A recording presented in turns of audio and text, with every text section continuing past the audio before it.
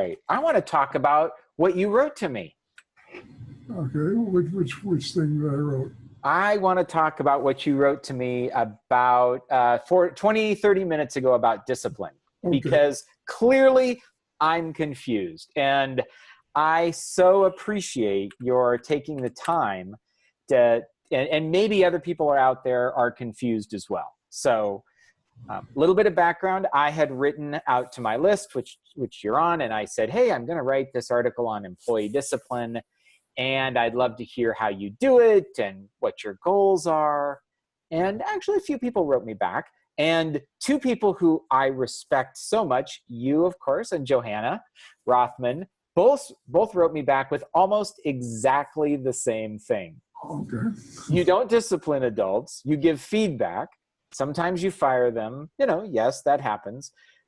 And you encouraged me. I like the way you ended it. You said, be careful how you use language. Mm-hmm.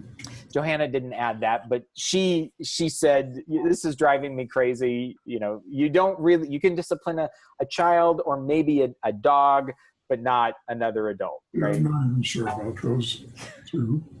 Okay. So I'm trying to figure out if I'm using the wrong words. I think you are. Okay. So maybe. Well, let's examine the word first. Okay? Well, and can I? The definition. You want to have that in front of you? I do. So your definition that you wrote me, and I'll just read it. Is that okay? Straight from the dictionary. Okay. Straight from the dictionary. Read it out loud. Yes, because this was not your definition you made up. This is one from the dictionary. Discipline is defined as train someone to obey rules or a code of behavior using punishment to correct disobedience. That's the definition that you sent me. Okay. So you can do that. There is such a thing.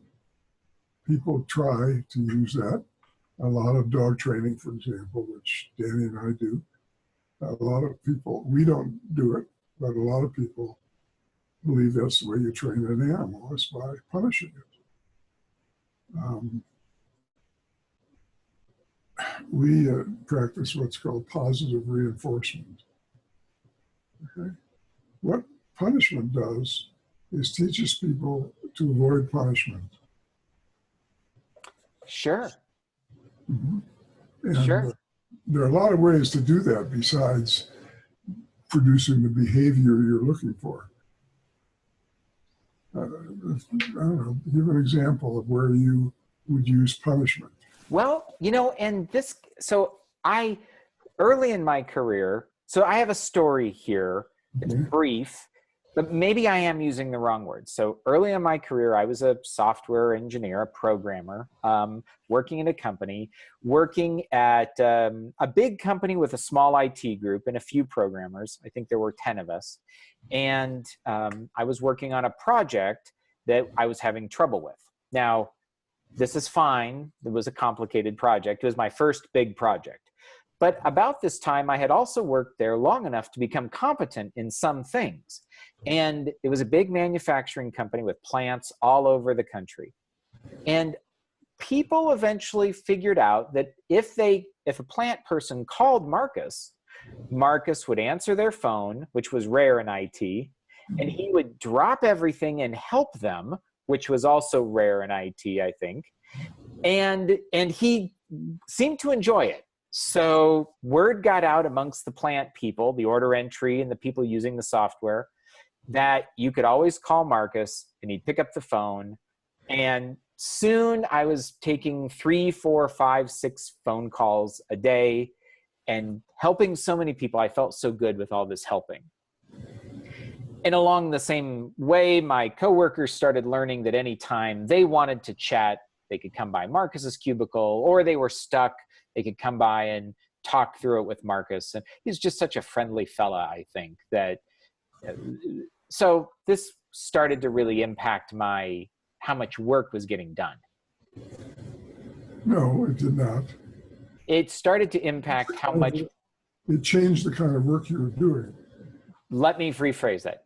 Yes, it meant that the big project that was my primary, that was the thing that my boss said I should work on, didn't really get too much attention for a variety of reasons. Is that a better statement? So he acknowledged. So one of the first things he said was, we have a help desk. When someone from the plant calls, please forward them to the help desk. That's all the help desk does. They have all these processes and procedures and ticketing systems. They're experts at this. Notice what your boss did. Did he discipline you? No, he gave me feedback. Yeah, he's given an alternative thing to do. Yes. And he said, because the project you're to work on is so important and is really, I think it's going to really impact the company. So we both gave me positive, what you're working on has a lot of value, and here's an alternative way. Okay. So did you do that? No, not at all. Why not?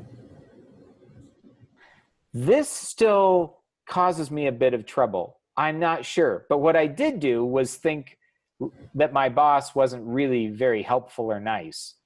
And so I just started hiding what I was doing.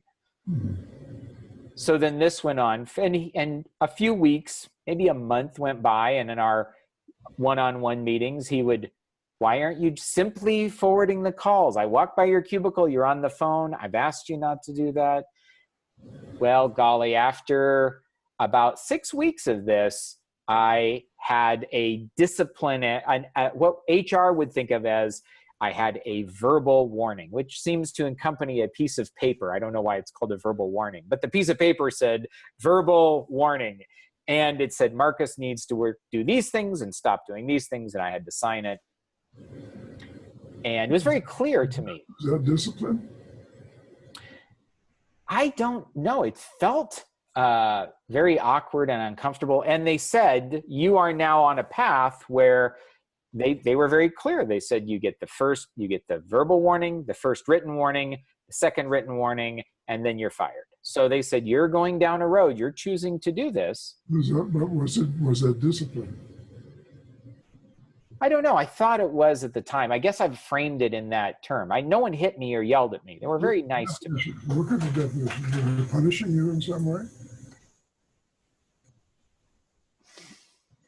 Punishing me. I felt like if there was any punishment at that time, it was the threat of, you'll be fired if something doesn't change, which isn't really punishment. That's more of a fact.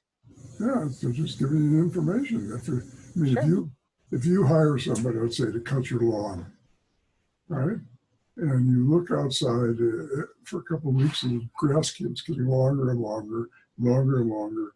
Yeah. What do you do finally? Well, finally I'll say, I'm not going to pay you, or I'll fire you, or I'll say exactly that. If this continues, we won't be working together. You're just changing a relationship. I mean, because they're not giving you what they said they were. I agree. It's not punishing them. Now, I hope you don't ask me if that worked, because frankly, it didn't. What worked? If this written warning and the verbal warning and the written warnings. What does it mean to work? What would work in me look like? Well, all it did was made me mad. Mm-hmm. So I didn't change my behavior. I knew exactly what they wanted. Did you get fired? I got right up to the cusp, and somehow the last time when they said, okay, in a week from now, this is your last chance. And along the way, they said a week from now, we're going to fire you. So, but here's what they did do along the way, because they actually cared, I think. I felt this was difficult, but at the first written warning, I had to fill out a daily timesheet and meet with my manager at the end of each day to talk about what work I was doing, which felt really oppressive and humiliating, but also allowed him to give me feedback a lot more often than he had been, just once a week. It was every day. The last time we met, somehow I realized I would actually lose my job. I really wanted to keep this job, and I had a change of heart. And from then on, it was very easy to say to people who wanted to call, I would say, well, I'm sorry, I don't have time. Can I send you over to the help desk? And I never struggled with it again. Mm-hmm. So it took a while to get you the information that you believed. That I believed. That's right. I kept reinterpreting it, either as I was the victim, or my boss, who happened to be from a foreign country and was only a contractor. You know, he's not really one of. I mean, I had a lot of immature views. It really took me a while. So where's the punishment in that? Well, and I think this is where I had heard it framed by my boss as employee discipline. Mm-hmm. And even as I went on and became a manager. You didn't listen to your boss about the job, and you had a million excuses why what he was telling you to do was. That's right. But you did listen to him when he misused the English language, and you believed it and carried this forward. And you say he was from foreign country? He did, but the form. Where was he from? He was from India. He knew the English language much better than me. Well, but he was a foreigner, and he used the word discipline, and you immediately took that in as that was the correct use of the term. And all the other things he said, you didn't believe anything. Now, why was that? I don't know.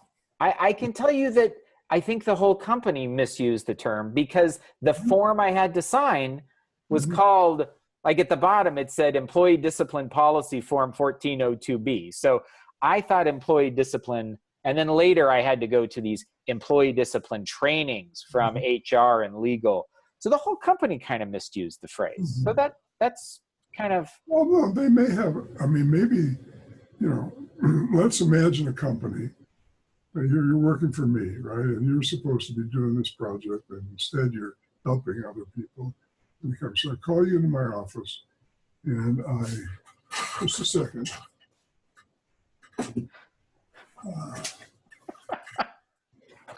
I don't know what you're going to do. I was afraid of that. Hold out your hand. Smack. Okay, with the ruler. Everybody see the ruler? Yep. That's a classic discipline, right? I could have hit you with something else, but I wanted to tie it to your school training. Right? I have other things that are even better, like this cow horn. Oh my gosh. Okay. Yeah. Smack you with this, right? And then, of course, you would change your behavior and you'd be a good employee, right? Well, I'd certainly do something. I'm not sure what, but. You do something to avoid getting hit. Yes. Mm-hmm. Okay. Not necessarily do. I would not necessarily work on the project any differently. And that's what you find. You can see it with your dog. All right. Your dog, if you beat your dog will figure out a way to avoid getting beaten, but not necessarily by doing what you want. Right? Because the thing that's right up front for the dog is, this is the problem I've got to solve, is I'm getting hit and I'm being hurt in some way. I've got to stop being hurt. What's he trying to tell me? Don't take food off the counter. Don't pee on the rug.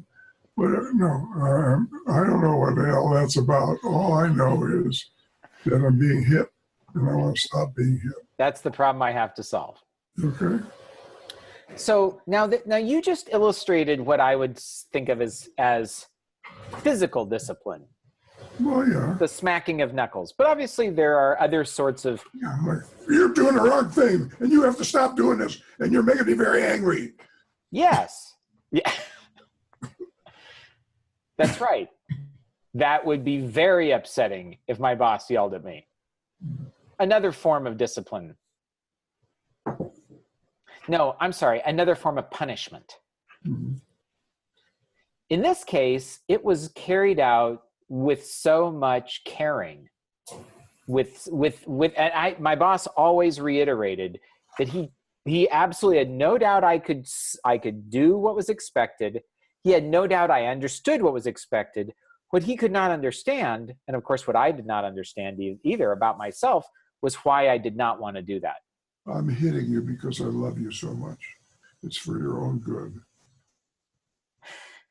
I don't want to talk about having ever heard that before. So, It hurts me more than it hurts you. okay, all right. You have to do it. Okay. So There's a name for that. You know that name? I don't. Bullshit. Okay, good to know. I didn't know that was the correct term for that. That's a formal technical term. Yeah, I had a feeling it might be. So, when I Google employee discipline, I do see a bunch of these HR people. I think it might be a common phrase in HR, but maybe not in computer people. Because I'll be honest, I had so many people unsubscribe when I wrote that email. And I did. That was also feedback, right? Mm-hmm. And I had some people write in and say, discipline's not my job. I just hire and lead them. Other people said, I just try and give feedback. And then you and Johanna were kind enough to say, I think what you mean is feedback, not discipline. Discipline is one approach to getting behavior that you want or stopping behavior that you don't want. It's an approach to do that. Murder is another way. If you have an employee who's doing something you don't like, you could kill him.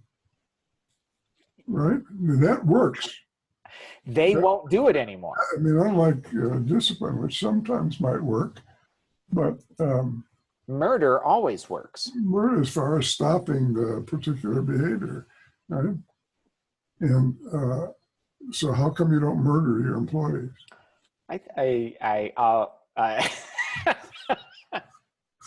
There's a variety of reasons. Now, Jerry, you mentioned in your email. Oh, go ahead. No, I mean, that's what I like to talk about is what works and what doesn't work. Now, okay. So, yeah. And it may be that if you have a dog who pees on the rug and you smack the dog a few times with it, it may be the dog will stop peeing on the rug. Could be. Could be. If you kill the dog, it will certainly stop peeing on the rug. True. But there are other ways that you might get the dog to stop peeing on the rug. All right? And you can divide the ways into two big categories, at least, that we like to do. One is you could train the dog, or you could manage the dog. Okay. Like manage the dog. If you pick up all the rugs in the house, then the dog can't pee on the rug anymore. Right? Yeah. Or you can keep the dog fenced off from the room where there are rugs. Mm-hmm. Right? And so on. Or you could listen very carefully and maybe when you hear the dog squealing in a certain way, rush the dog outside. Right? Because it means there's a lot of ways to manage something. Or you're training the dog, then you don't have to be actively managing all the time. Because, like they were trying to manage you in your story by putting you through this constant feedback with your boss. What you said, he's watching more, interact with me more often, right? Yes. He's trying to manage it. Yeah. From doing what he didn't want you to do. And that's pretty labor intensive. I thought that. But sometimes it's the way to do that, to accomplish what you want. You just can't. Sometimes you can manage without the constant attention. So, for example, your dog eats food off the counter. Well, don't put food on the counter. Except that's where my food goes too. You change your behavior right a little bit, and then it's not a problem anymore. Another way of managing it is just to not be bothered. Well, the dog's got to eat something, so might as well eat it off the counter. Right? You just, so you can, your boss could have said, if I really look at this and the value to the company as a whole, as opposed to me and my project, Marcus is doing something really terrific for this organization. He's helping people solve problems over and over again. And this is really much more valuable. So what I'm going to, instead of disciplining, and I'm going to double his pay, and encourage them to do more of that. They certainly, one of the things they offered was, would you like to join the help desk team? That would have been a fine, that they said that would be fine with us. Managing it, and it doesn't require punishing you or anything. Now, you could think of it as being punished. Oh, I'm being demoted to the help desk. I don't know, but that's your perception. My perception was that would not be a positive thing, so I declined. Okay, but if they doubled your salary when they did that, how would you have felt about it? Well, that would have been confusing. I would have had to thought about that. Now, another person in the department who had a variety of, as I look back, I think they chose the approach of, well, he has to eat. This was a person who had some behaviors that I would just say he's not a good programmer, but he did appear to be an okay tester, and he's very okay with confrontation. I don't know why that seemed to be something as well. But they made him a tester. They said, you seem more suited for this role over here. So we'll make you a tester and a documentation person. No. See, again, your language, you have to watch your language. They didn't make him a tester. They did not make him. They put him in a testing job. They probably offered him a testing job. Or whatever, but that didn't make him a tester. You're right. He was still a human being. Well, whatever. He might have been a good tester, or might not have been a tester, right? I mean, I always go back, and you've heard me say this before, I think, to Lincoln's riddle. If you call a tail a leg, how many legs does a dog have? 4. Still just 4. Because calling it a leg doesn't make it a leg. Calling him a tester doesn't make him a tester. That's true. Okay. So, but managers get confused about this all the time. See, they think that a job title makes you a certain thing. Sure. Calling people a programmer, a lot of people who are called programmers who were really not programmers. No. And certainly a lot of managers who were not managing, not effectively. So, be careful with that.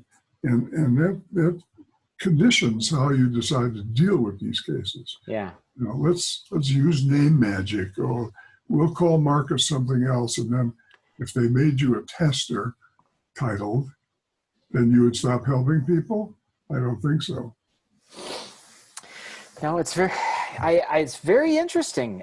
So if lots of companies have something, and I'm just going to assume that my company wasn't the only one that had employee discipline. You're right about that. Policy, and yet did not allow you to hit or murder people. So that's good. It seems as though the problem is a bit larger than just the individual, although it does come down to each individual manager, possibly how they think about it. They're not allowed to hit anyone, and they are probably doing these things because they really don't know what else to do. So I like what you said about what other options are available. So maybe in your post, you ask for people, how do you do disciplining? What if you say, well, a lot of the people that I trust, like Johanna and Jerry, don't believe in discipline. That's their job. There is such a thing as disciplining. According to the definition, people do that. Whether it works or not is a different question. Okay.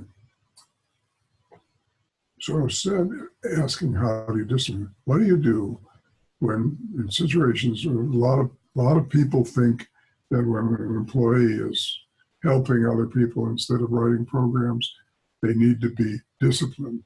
If that would happen to you, and you don't believe that discipline, like that punishment works, right? Well, what else do you do to handle that situation? Yeah. What other options do you have? Okay, that's the question. That's the question. See, Let, and let, it's a general question, because managers, let's say, well, you say they don't, you get a situation they don't know what to do. And well, that's not the problem.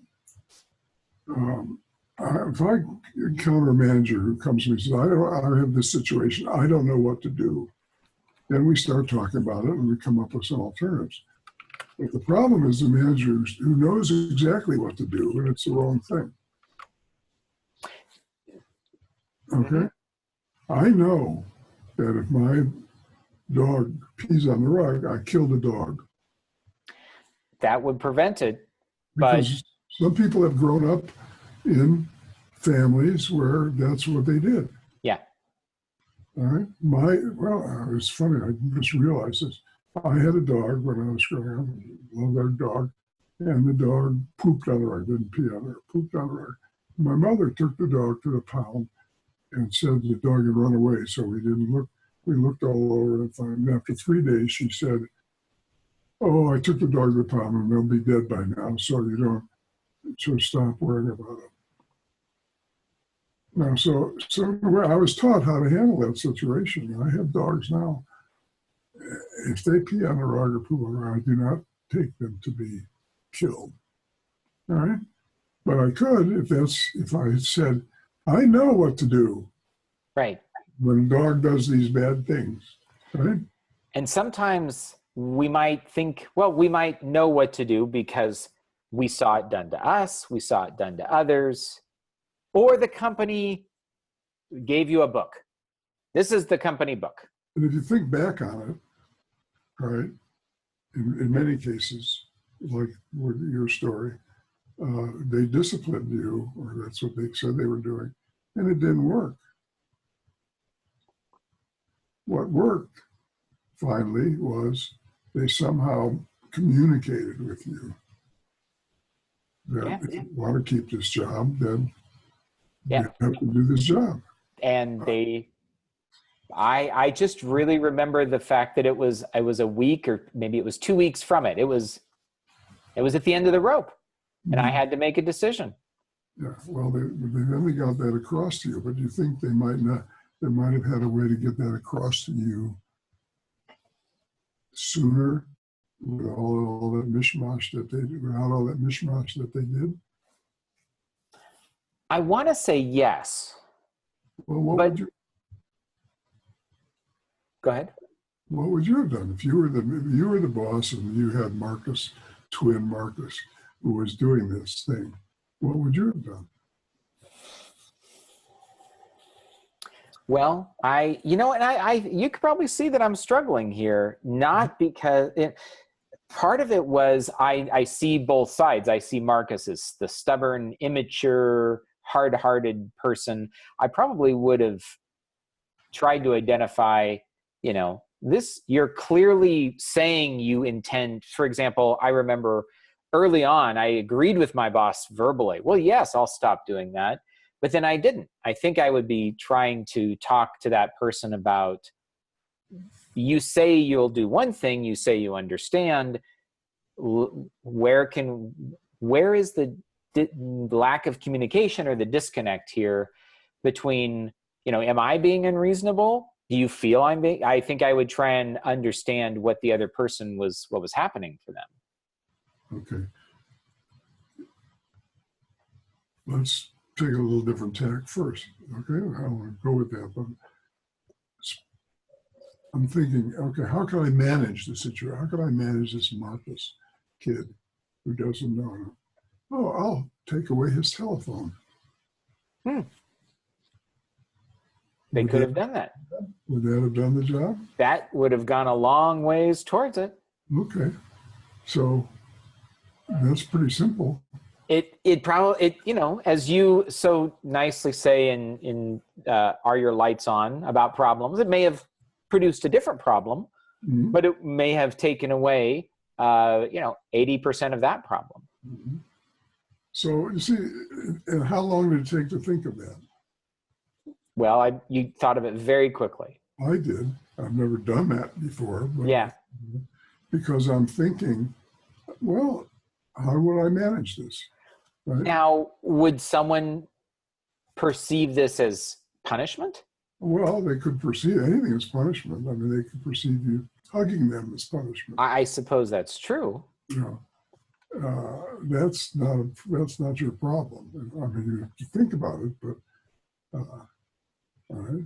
And you never know what punishment is to some people. You know, there are people who like to be abused in various ways, and they like it. Mm-hmm. Right? I'm not. I don't think I'm one of those people. I don't think you are. But you got to be careful. I mean, there are people who probably enjoy their manager screaming at them and pounding on the desk and so on. You probably wish the manager would actually hit them a few times. You know, because that's the way in their life, love has been expressed. That you get attention, and it's better than not getting any attention at all. And you've probably seen that with people and their kids, for example, that a lot of kids getting punished is a lot better than being ignored. Yes. Yeah, I was thinking back yesterday to two or three college professors I had that had very different styles. And one was a no compromise, the bar is very high, tough as nails, difficult grader, big assignments, just you'd call them maybe the hard boss who was really expected a lot out of students. And there was a group that really liked that. Mm-hmm. And there was this other teacher that was very relational and friendly, who was a good teacher, but he cared about his students. And there was a whole other group of people that said, no, this person is my favorite teacher. Mm-hmm. And both were someone's favorite, but they couldn't have done things more differently. Yeah. So each situation you have to judge what's the situation in all the three things, right? It's the context, which can be different, right? The other person, do they love being punished? And what's the third factor?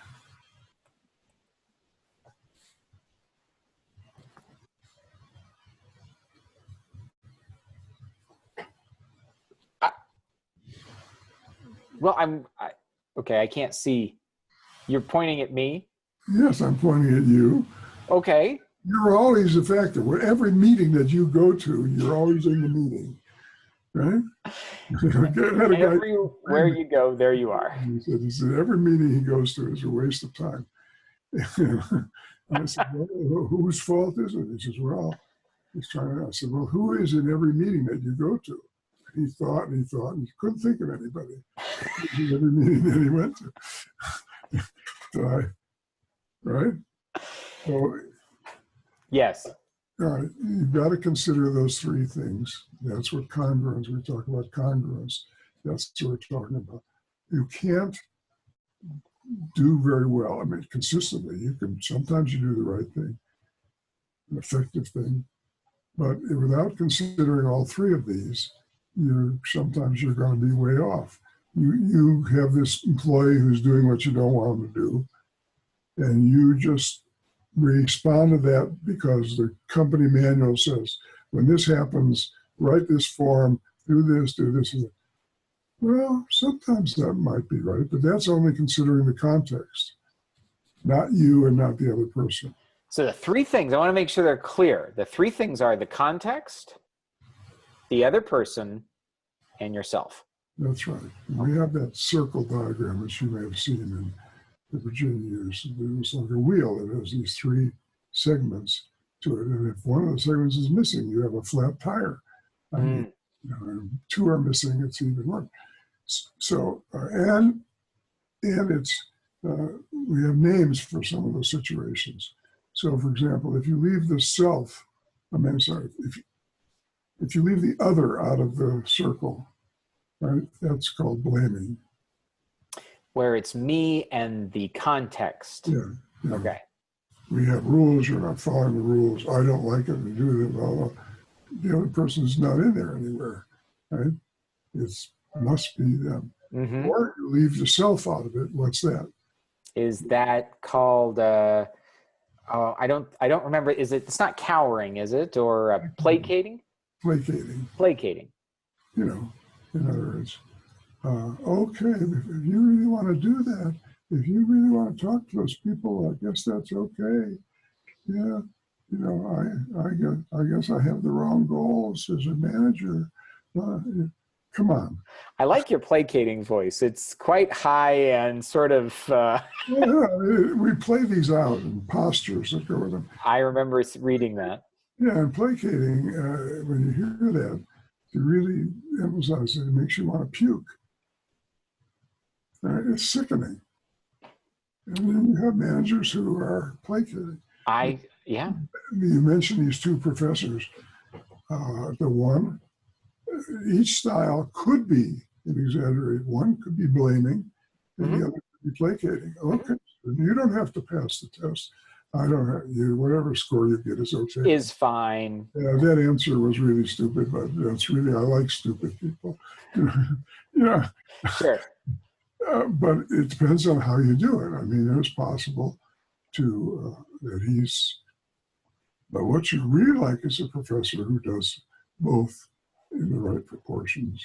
Now, what if you leave the context out of that wheel? Is there a name for that? That's we call that love or hate. It's just you and me. That's all that counts. I see. It's just how we feel about each other. Everything else. Yeah, I mean, if the company goes bankrupt, too bad. Right. That doesn't have anything to do with us, right? Right. Or I hate you. It's the same thing. It's still just you and me. Yeah. We have this fight in the company, and it keeps us from doing the work, and the company goes bankrupt. We don't care. We love this fight, right? And the most important thing is I'm going to beat you at this fight. Mm-hmm. Yeah. And then if you leave out the self and the other, and all you have is a context. Calculating? That's what we call, what did you say? I said calculating, but I might be wrong. That is pretty good. Super reasonable is what, not reasonable, but super reasonable. Super reasonable. All that matters is the principles. Like what's going on right now, we're separating these families at the border because there's a principle involved. Right. And we should talk about, I remember in one of Virginia's books, she talks about one of these positions as the calculating, and she has this picture of a man who's sitting very still, just, he's nothing but his mouth is moving. Well, I seem to be thinking that people at the border should not have done X, Y, Z, and the most important thing is the rule of law and whatever. Yeah. So those are the main things. So we got the blaming, the cowering, the calculating. Of course, we have distracting, as I recall, as a fourth one. Well, there's where there's no context and no self and no other. We're just talk about the sky and the weather. There's just. Well, and I thought that one, like, it reminded me of the phrase you've used so many times about don't pretend it didn't happen. That seems like it's just exactly pretending nothing's happening. Yeah, that would be an example. So, yeah, anyway, so you can ask yourself, how would you handle it? You have a situation that bothers you. You're a manager of a situation that bothers you.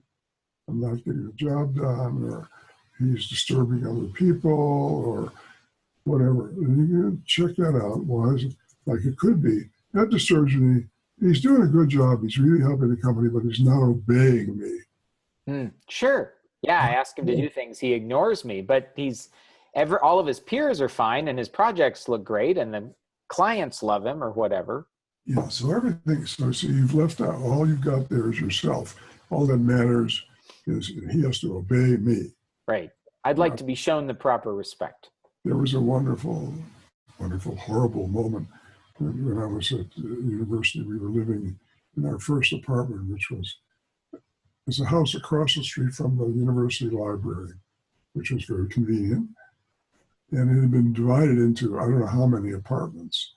And we had one of the downstairs apartments, which was right next wall to the woman who was hired to manage house.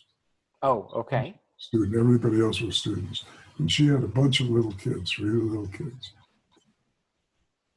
And we could hear everything that went on because the walls were just beaver board. They had thin stuff. They actually rolled over in bed one night and put my elbow through the wall. As you were sleeping? Yeah, I was just half asleep. There was a hole in the wall. Anyway, it was a spring day and we were trying to study. We had the windows open because there was no air conditioning. And the little kids, two of our little kids were outside right under the window playing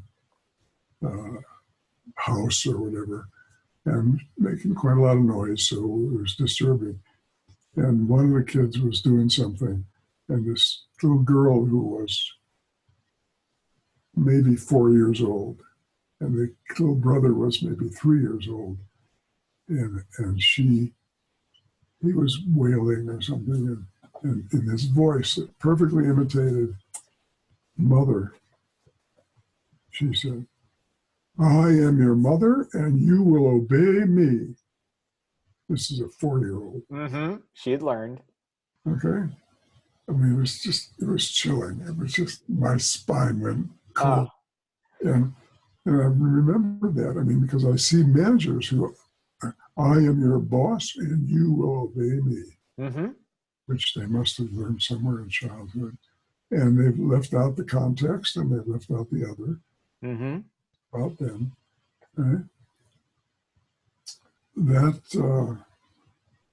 it's a style, and some people have a company that's run on that basis, and maybe they make a lot of money. I don't know. That can happen. That can happen. I mean, there's another story I'll tell you that's really critical in my thinking in my life. When I read this story, I think it was in Germany, and the story was described. There was this student there, a graduate student, who was not doing very well. And he was depressed, and he couldn't do his schoolwork, and finally he took a gun and he shot himself in the head. Now, we talked about that as a way of solving problems. So he wouldn't, if he killed himself, he wouldn't be depressed anymore, right? And so that was a solution, right? But what happened was he didn't succeed in killing himself.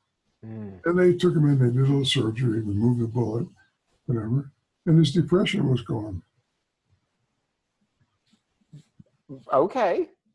All right. So that, I really hesitate to say so that did solve his problem, but yeah, solved his problem. I suppose the brain surgery and the brain trauma somehow changed things. The lesson is that it's possible that anything could solve a problem, even if it's intended to make it worse or it's a different intention.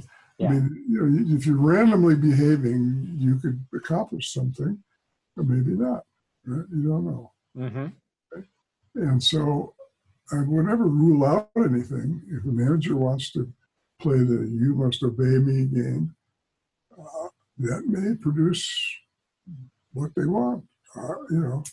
And it could make a lot of money for the company or whatever.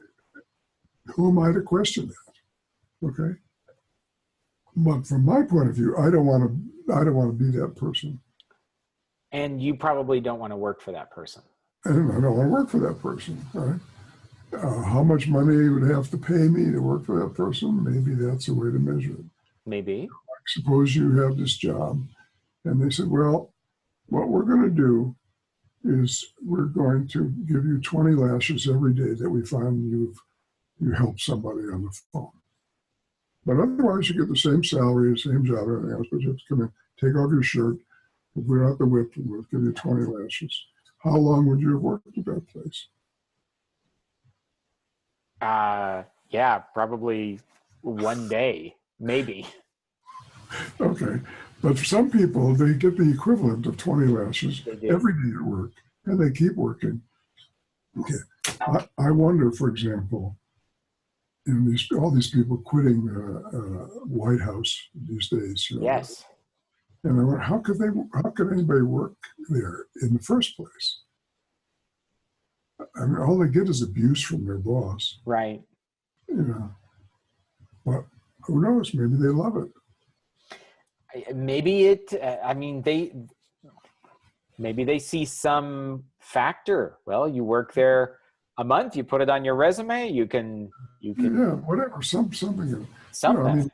so you go to a restaurant and somebody orders it. And I realize there are some people who love mushrooms. Sure. It's common to find. Yes. I can't understand it. I feel that way about pickles. About what? Pickles. Pickles? Oh, pickles. Oh, what kind of pickles? All Oh, kinds of pickles? all kinds of pickles. They're Cornichon?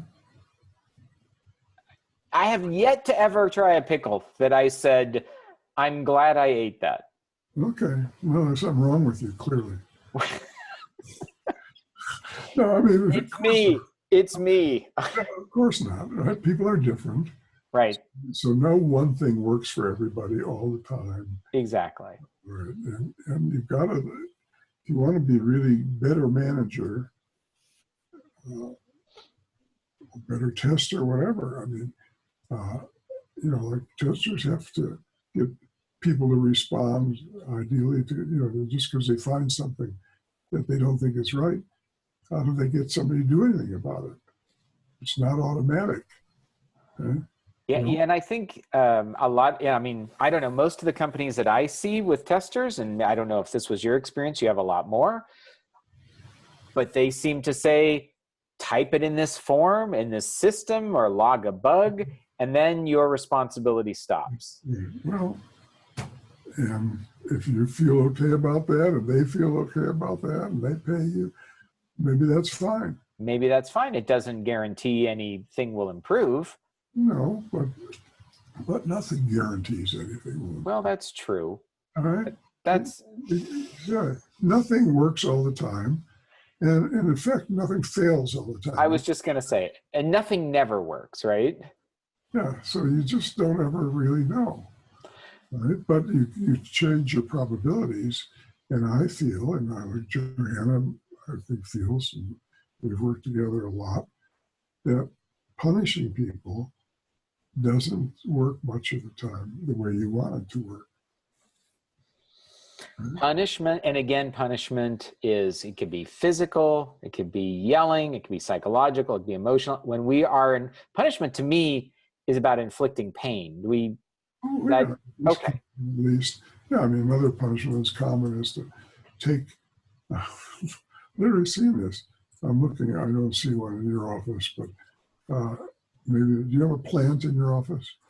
No, my plants are outside. Well, that was a symbol, in a lot of companies of a higher status. Yeah. Right? Yeah. Like the guest chair or the...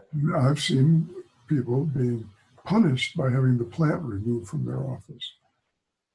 And that was a symbol, that message they understood, and all their coworkers understood. Maybe. It worked, or maybe it didn't. Maybe it didn't. Yeah. Well, I think I've mentioned this, the client I had who was upset with an employee, and I said, well, what did you do when you talked to them? And he says, well, he must know I'm upset. I glare at him every day. Glaring. That's right. And then he said these words that I'll always remember. How could he not get that? Mm-hmm. Brilliant manager, right?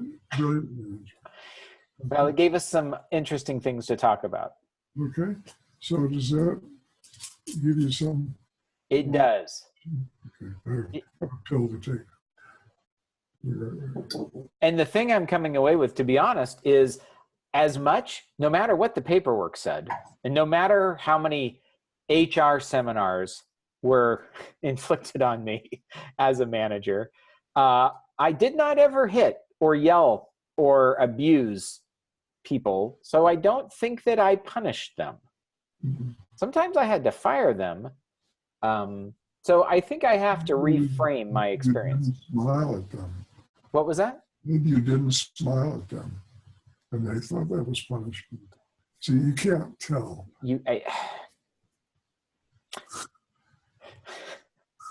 So much uncertainty. Same, nothing works all the time, right?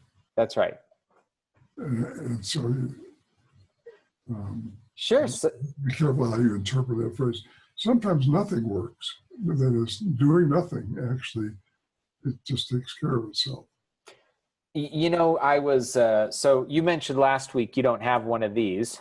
And I was playing a game on it last week, and I kept finding in this game that the more I moved the little character around, the more often I failed at the game. And I finally figured out what I had to do at key times was not touch it. And then I would sort of succeed in the task. It was a very odd thing. And I thought to myself, that's something many managers, including myself at times, could really benefit from the lesson of doing nothing, as you again talk about in your book, Are Your Lights On, is oftentimes very, very much more beneficial than doing a lot of some things that are harmful. Well, certainly you want to check in your mind and say, what if I don't do anything? What will happen? Yeah. It's kind of a baseline, right? And if what you're thinking of doing is not as good as doing nothing, then do nothing. Doing something. Of course, with the game, I had the luxury of experimenting. What if I do nothing? Oh, that worked. So then I learned when to do nothing. Yeah, well, you're experimenting all your life. You have people who work for you and work with you and so on. So you do experiments. In fact, you should think of it as experiment. Every one is an experiment. Right? I agree. It changed. You know the answer, right? It's not an experiment. Right. If you could be certain, like you say, well, I'm going to go to the top of a tower and jump off and see. It's an experiment to see if I will die if I fall 20 stories and land on my head in the concrete. That's not much of an experiment. It's not much. I recognize that. Sure what the answer is going to be. Now, the person I think I read about a Russian stewardess on a flight who did fall 30,000 feet and lived. So it could happen, but. It could happen, but it's, everything is probabilistic. Yeah. But if you're really sure what will happen, it's not an experiment. Now, and of course, we're never sure of anything, but we're pretty sure, within reasonable probability of what we want. And, so I suppose if there's someone listening who has a concern with someone that works for them or with them, that they could try running an experiment about how to offer feedback, how to communicate expectation or needs, how to listen, what 3 parts are they considering. Lots of experimentation that can happen. Okay, and there's a lot of these things. There's a lot of these things that are general. Like we have these context-free questions that you can ask people no matter what the situation is, right? But for example, okay, you're Marcus, you're my employee and you're doing this helping business. So I call you and say, Marcus, I've noticed you're spending a lot of time trying to help people on the phone. Is that right? And I've seen that right. So first confirm. First confirm. Is that what's happening? Is that, and you say to me what? Yes, that's what I'm doing. These people call and I help them. Okay. Well, all right. Now, see, when I see that, I'm glad that you're helping people. Okay, first of all, I mean, that's good. On the other hand, there's a lot of good things you could be doing. Right. Including finishing this project you're working on. And from my point of view, that's more important to me than any particular help, because maybe they can get the help from somewhere else or whatever. But I would like it if you spent more time on the project and maybe at least less time helping. If you have the time, that'd be fine, but you're getting the project done. Do you have any ideas how we could accomplish that? And now you make it my responsibility to generate that. Well, I guess I could maybe just help people first thing in the morning before I've started, or maybe I could ask them to email. And so if I'm, between bits of work, maybe I could be helpful to them and it was not going to interrupt my flow. Okay. I'm writing these ideas, your ideas down. My ideas. In fact, back when I was at the university for a while, we had a problem. Never been able to get anything done because the students found out. We had help desk at the computing center, but they were inexperienced. They knew if they came to me or to my roommate, Tom, we really could help them. So they were lined up outside our offices all the time. Yeah. Right? So what we did, and I taught other managers to do this, who tell me that they're bothered with people coming for help all the time, is we set specific times and conditions to get help. Are these like office hours? Yeah, like between this time and that time, we are in the office. We're not doing anything else. We're not distracted by it. We're there to help you. You come in. That's number one. Number two, if you want help with a program, you ran some program with it, you have to bring the output with you. If you don't have it, you're just talking about it. It's not very helpful. You try to solve this problem. Yeah. You have to bring it, and then you have to show evidence that you've actually looked at the output yourself. See, because students, it turned out in those days, we weren't online so much, would all they would do is weigh the output. Weigh the output. So you mentioned paper. It comes out of, it's only a couple of sheets. The job must have aborted. So I go get help from Jerry. Because it's only 3 sheets. Or I got a huge pile of stuff. They must have went in the dump. So I go see Jerry. Right. I don't have to actually look at the dump. I don't have to look at the error codes that came out. And I just weigh it. That's all they do. Just weigh it. All right. So we had a list of things. If you haven't done these things before you come to us, we throw you out. You don't. And it made a great difference. All of this made a great difference. We had time. They got their problems solved. I don't know how many solved their problems before they ever came to us, because they actually looked at their because they came and then they saw your criteria and then you said, well, I'll look at it, and they, golly. We had to throw out a few people till they really believed we were talking.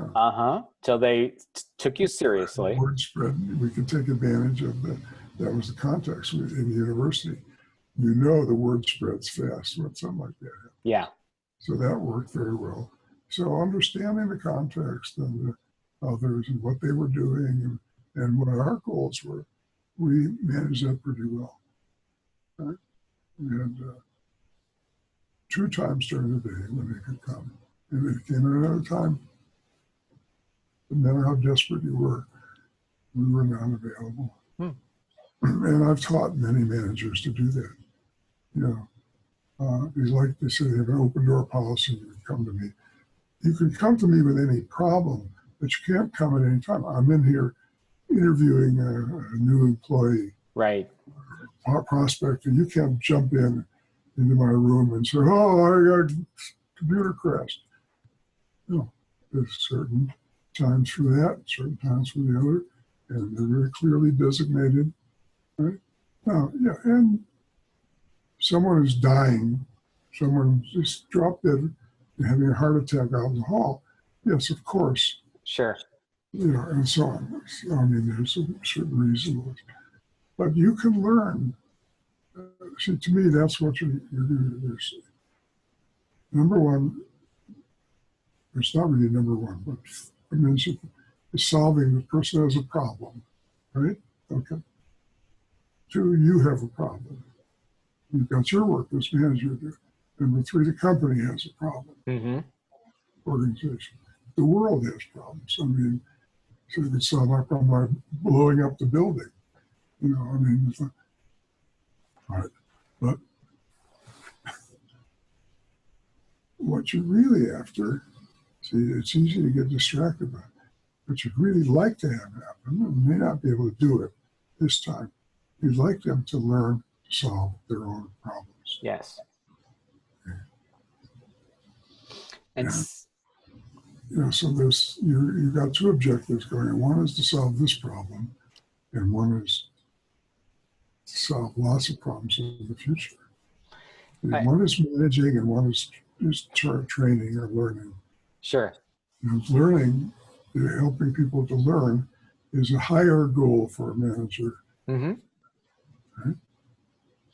I completely agree. And whatever we want to call, and I am thinking maybe I did not go through, even like I said, HR called it an employee discipline process. No one, since I was never punished, I went through a process by which I learned something about myself and I learned something about the company. And I was a much better employee and programmer for it. I'm very thankful it happened. And there were people now in the company who were not getting help from you that might have in the past. Mm-hmm. And that might be good or bad. It might be good or bad. Because if they didn't get it from you, you solve their problems like this, you know, and maybe they learned to solve their own problems. Maybe they did. Maybe they learned to read their output rather than just mailing it to me. Yeah. I certainly learned. I learned a great deal through that, and very much appreciated that it was not just the process. Whatever we call the process I went through, was not simply a formal way of firing me, so I had no way to sue the company. It was actually, because I feel like that HR is very concerned with, Yes. well, if you're going to fire someone, make sure you have all your ducks in a row. But I so appreciate it because the folks who went through it with me cared enough. Like you said, it was very labor intensive to meet with someone at the end of each shift, for good or for bad. It took that person a lot of time. So, and we ended up talking about the project I was stuck on a great deal of that time as well. So. Right.